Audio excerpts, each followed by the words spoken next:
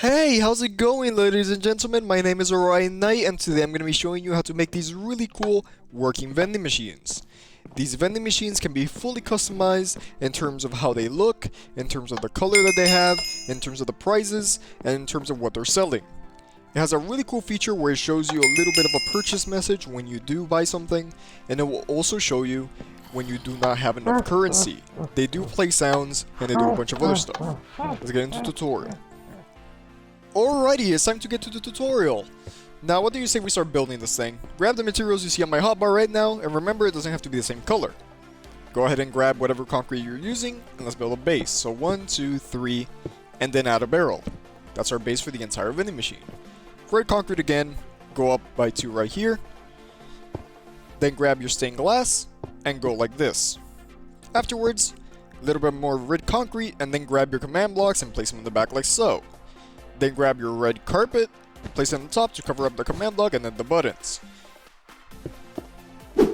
Now once you got the pricing for your shop set up, you know, using the little item frames and whatever you're selling, place a little bit of decoration on the side so you can't see the command blocks. And plus, it looks a little nicer, don't you think? Okay, ladies and gents, it's time for the commands. Now I decided to do a little something and not make both of these commands the same. The top one is a little bit more complicated than the bottom one because I know, you know, some of you just want to mess with minimal command blocks as possible.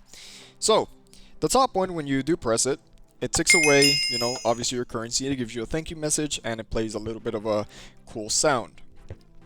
You can eat the apple, but yeah, let me just throw this in the corner real quick. And the bottom one is basically the same. Except when you do press it, it gives you the thank you message, but there's no sound whatsoever. The real difference between them does lie when you press them and you don't have any you know, currency on you. So when you press the top one, like so, you get the not enough message and you got a different sound, which is pretty cool. However, how the bottom one differs from this one is that it doesn't really have that message. It just sort of does nothing.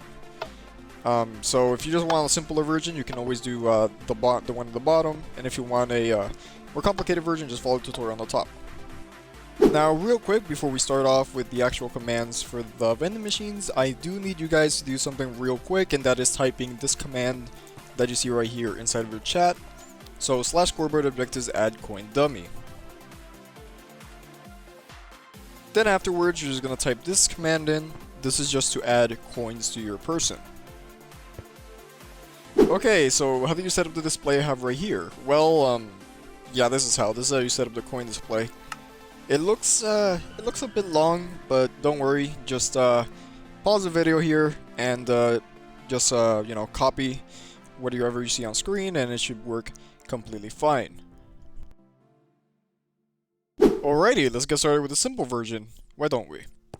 So, on the bottom one, you're going to go ahead and enter that command block, and you're going to be executing this command, and it's basically setting up a redstone block towards a location of your preference. It doesn't have to be, you know, right next to it. It could be underground, wherever they can't see the command blocks.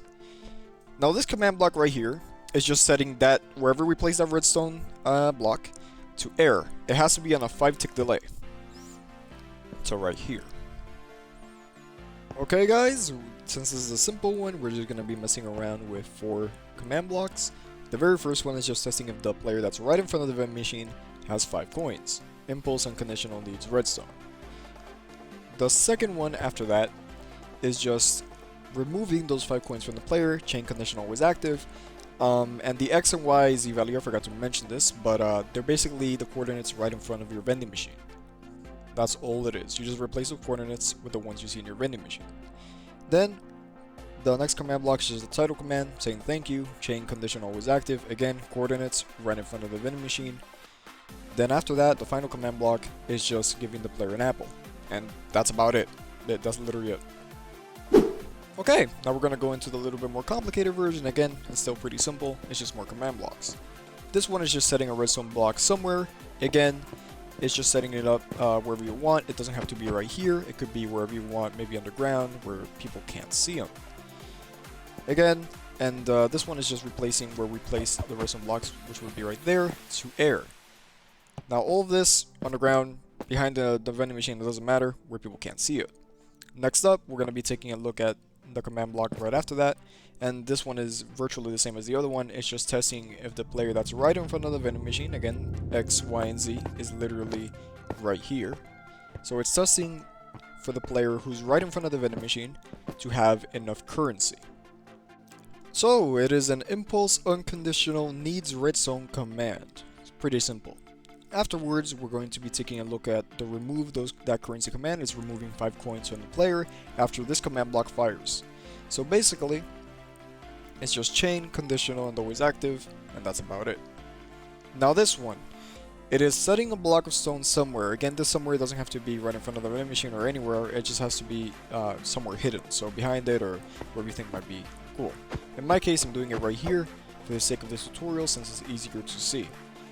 Now this command block right here is only going to fire if this one over here fires. That's really important because it's something that I'm going to show later. Again, it is a chain, conditional, and always active. Now this one, again, is just a title towards the nearest player over there. It's just saying thank you. This next one is just playing the sound random.toast to the nearest player in front of the vending machine. Chain, conditional, and always active. The next one after that is just giving the player the actual apple that they bought. It's pretty simple, chain, conditional, and always active. So these next 4 command blocks right here are just going to be checking if the player has enough currency, you know, if they don't have enough currency. So the very first one is testing where we placed that stone block earlier. It's testing if that's air. If that is air, if this area is air, it means the player, you know, didn't buy what they needed. And then after that one, it fires a title command saying not enough because the last one was true. Then afterwards, we have the play sound mob.witch.celebrate at the nearest player, you know, to that vending machine. And then finally, this is just to reset the whole machine. It basically sets that, you know, that stone block to air. This is just to reset the whole machine every single time. Alrighty. After all of that work, you are finally done. You should have your vending machine working. It doesn't matter if you went for the simple version or the complicated version. They're both pretty cool still, and I hope you guys really enjoyed this quick tutorial. Now if you did enjoy it, leave a like, subscribe, and stay tuned, because I have a couple of other things coming. And yeah, talk to you guys later.